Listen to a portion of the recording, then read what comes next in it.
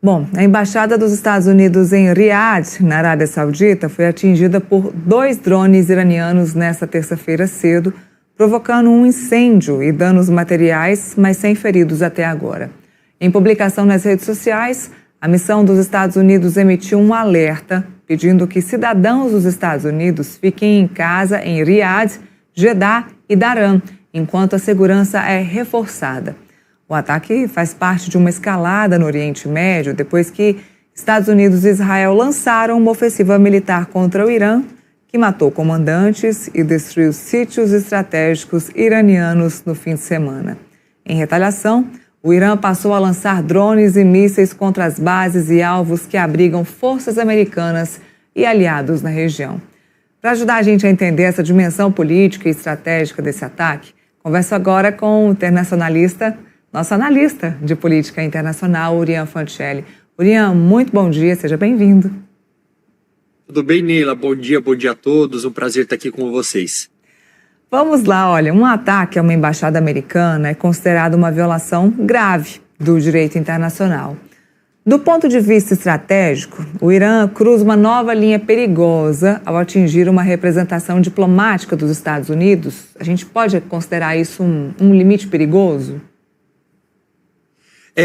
Dado o conflito atual, eu não diria que isso ajuda a escalar ainda mais necessariamente, mas eu digo que isso acaba enxugando aquele discurso do próprio Irã de defesa da Carta da ONU, de defesa dos direitos internacionais, dizendo que quem viola é apenas os Estados Unidos, é apenas Israel, e a gente ouviu isso bastante durante a reunião que aconteceu no Conselho de Segurança da ONU, em declarações que têm sido feitas pelas autoridades iranianas. Então ele acaba perdendo a própria credibilidade a partir do momento, não que já tivesse alguma credibilidade antes, mas acaba mostrando, acho que a própria hipocrisia a partir do momento em que começa a atingir esse tipo de instalação.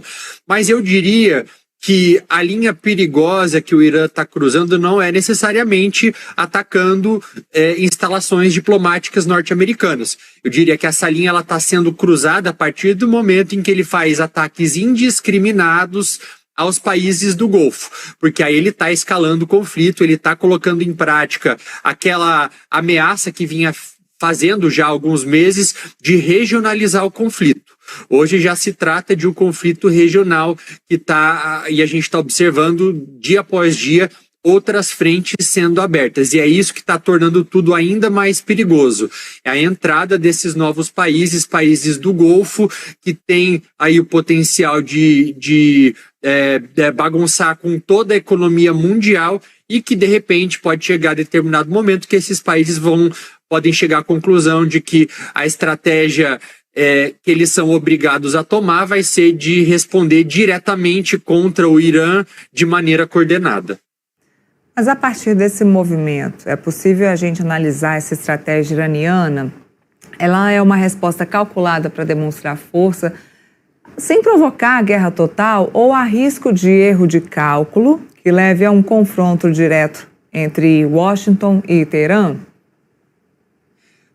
Eu acho que tem uma coisa para a gente entender nesse momento. O que o Irã está fazendo? E vale a pena a gente explicar. Apesar dessa superioridade aérea, tecnológica dos Estados Unidos, de Israel, que tem esses mísseis de precisão, eles têm uma inteligência integrada, eles têm sistemas de defesa antimísseis que eles funcionam, e isso tem sido amplamente discutido desde os ataques de 7 de outubro do Hamas contra Israel. Eles funcionam ali como se fossem diversas camadas de proteção contra os ataques. Essa guerra ela acaba não sendo tão simples quanto parece, porque a estratégia deles, dos iranianos, é tentar destruir rapidamente essas defesas de Israel, dos países aliados também. Então, eles acabam fazendo isso que tem sido apontado nos últimos dias, apelando para uma estratégia de gotejamento, que é fazer ataques esporádicos, de tempos em tempos, de meia em meia hora, uma em uma hora, justamente para desgastar esse sistema de defesa de Israel. Por que eles fazem isso? Porque esses sistemas eles são extremamente caros, extremamente lentos para serem repostos.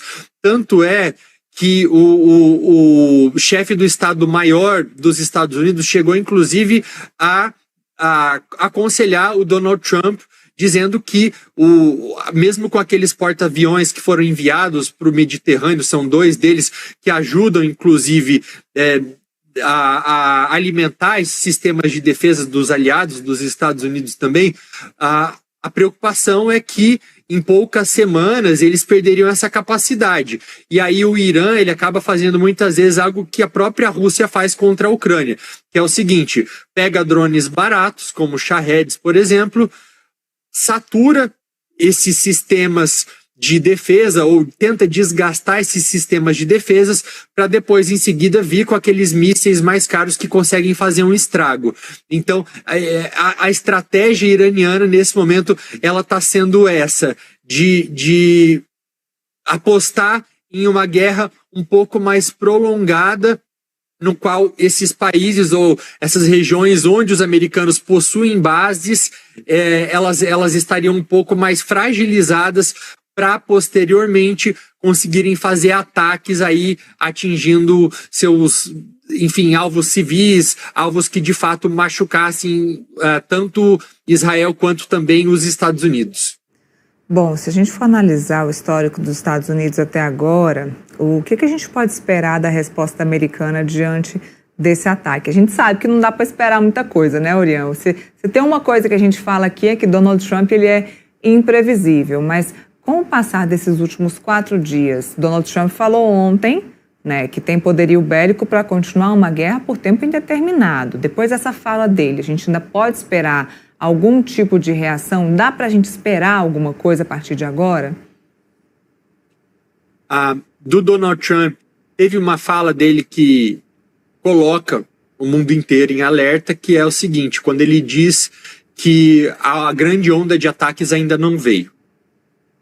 Isso preocupa porque a gente tem observado também, por mais que, e eu volto a reiterar isso aqui, todo mundo que defende o mínimo de valores de direitos humanos, ou, enfim, de dignidade humana, essas pessoas desejam a queda do regime iraniano, que é um regime que massacra a própria população.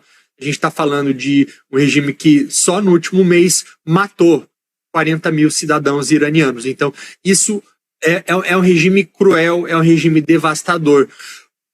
Contudo, alguns alvos norte-americanos, como é o caso daquele hospital iraniano que foi atingido, têm deixado uma população civil atingida, vulnerável. Então, quando isso começa a acontecer, começa a ficar perigoso, né? Então, eu vejo que, dependendo do que o Donald Trump ou os Estados Unidos querem dizer quando dizem que uma nova grande onda está vindo, a gente tem que apenas torcer, esperar e pressionar para que os alvos atingidos não sejam alvos civis. E o que mais a gente pode esperar, e eu acho que a gente deveria prestar atenção para os próximos dias, além desse envolvimento possível dos países do Golfo, essas petromonarquias ali, Emirados Árabes, a Arábia Saudita, Catar, vale a gente prestar atenção a partir de agora também, Neila, como os países europeus estão se posicionando. Porque já começa de uma maneira ou de outra, apesar deles terem falado em um primeiro momento que eles não gostariam de se envolver de maneira direta, a gente começa a ver algumas peças do tabuleiro se movendo. Por exemplo, Reino Unido, depois de um ataque que teve contra uma base do seu país que ficava no Chipre, já autorizou o uso dessa base para que operações norte-americanas comecem a partir de lá, né? Um drone iraniano chegou a atingir essa base. Então, queira ou não, acaba sendo um envolvimento mais ou menos direto e indireto, dependendo de como a gente olhar, do Reino Unido. França já fala também de enviar mais um poderio militar para países do Golfo, se eu não me engano, para os Emirados Árabes, para proteger seus interesses por ali. Então, de certa forma ou de outra, a gente vê que está ganhando uma proporção maior, seja nesses aspectos, seja até mesmo ali com Israel também buscando seus próprios interesses, abrindo uma nova frente contra o Líbano, passando a ocupar outras posições justamente com o objetivo de tentar esmagar aquilo que sobra do Hezbollah. Os Estados Unidos, ao mesmo tempo, orientando seus cidadãos que deixem pelo menos 10, 15 países da região por conta de todos os riscos que tem lá hoje. Então, hoje a gente consegue falar em um conflito regional, com potencial de aumentar e deixar cada vez mais alvos inocentes em toda essa região. Essa é a grande preocupação quando a gente fala de uma regionalização do conflito. Para aproveitar e aumentar nosso quórum aqui, colocar o Felipe para bater um papo conosco, Urian. Felipe, vamos bater um papo aqui com o Urian? Só pergunta para ele também, por favor.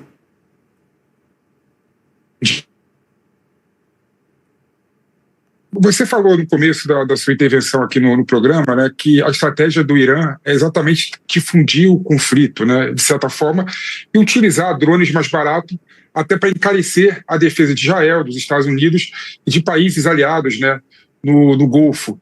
A minha pergunta é o seguinte: você vê a possibilidade dos Estados Unidos agravar ainda mais, acentuar ainda mais, né, o ataque ao Irã, de modo a diminuir o custo da guerra, e aí teremos uma guerra mais rápido do que a gente estava imaginando? Porque eu creio que 4 semanas, 5 semanas, né, nessa situação, até a popularidade do Trump nos Estados Unidos vai cair e muito, né, no momento próximo, inclusive, das midterms dos Estados Unidos, né?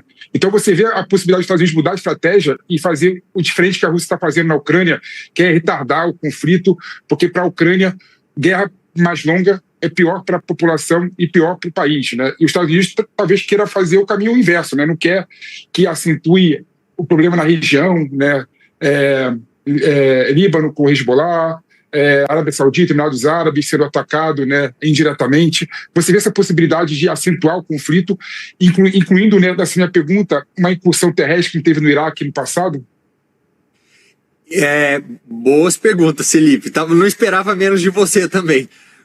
O seguinte, primeiro ponto, em relação aos Estados Unidos ampliarem ou não, possível, trata-se do Donald Trump. Então ele pode fazer o que bem entender, e tudo que ele tem feito até então foi, inclusive, sem preparar a opinião pública norte-americana.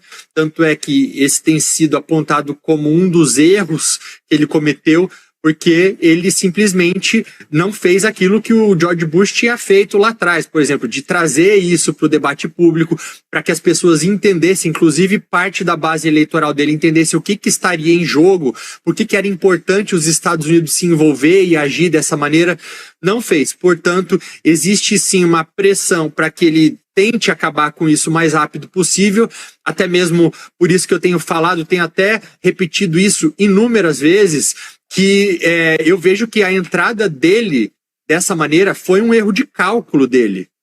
Muito provavelmente, porque o que está acontecendo agora é diferente das outras operações que ele fez, tanto na Venezuela quanto no ano passado no Irã, quando ele achava que bastava entrar, fazer uma operação de algumas horas e depois chegar e conseguir subir no palanque para clamar vitória. Naqueles dois contextos, ele fez isso. Tanto depois exibindo a cabeça do Maduro, quanto quando sobe no palanque para dizer que todo o programa nuclear iraniano havia sido obliterado. Agora ele não conseguiu fazer isso. Ele armou uma armadilha para si mesmo. Ele está envolvido numa guerra que, até o momento, pelo menos, não tem data para acabar. Sobre a possibilidade de incursão terrestre, o Pete Hegseth, que é o secretário de guerra, ele foi perguntado sobre isso ontem em uma coletiva de imprensa que estava acontecendo ao lado do chefe do Estado-Maior. Ele até ele tentou dar uma esquivada dizendo não, a gente não meio que não ficou claro se pretende ou não fazer isso, mas o que me chamou a atenção nessa fala dele especificamente foi a falta de levar isso tudo que está acontecendo para o debate público. Não que a população civil geral, que não tem nenhum entendimento profundo sobre guerras, estratégias de guerra, deveria estar envolvida diretamente na tomada de decisão.